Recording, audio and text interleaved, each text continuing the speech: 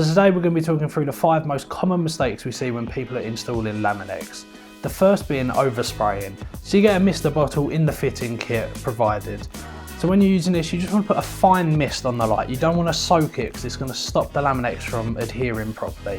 If you do accidentally put too much water on, it's not an issue. You can just use a cloth and dry the lens and start again.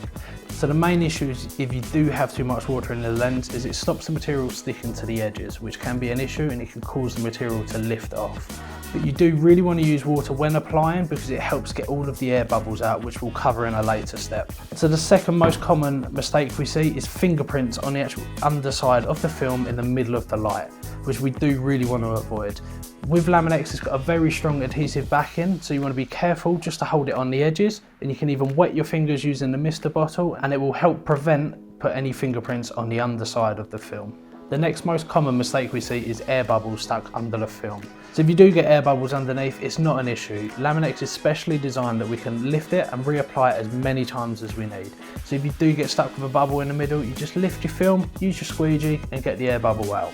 So another common mistake we see is people overheating the film. While heat can be really helpful to get around the curves on the light, you just don't want to get too close or hold it for too long and actually melt the film.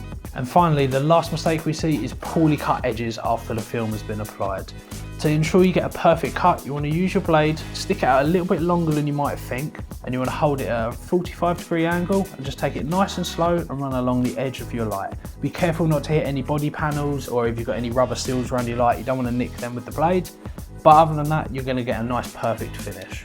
So if you follow these steps, you're going to have a perfect install. If you do have any other questions or queries, you can give us a call or drop us an email. We'll be glad to help.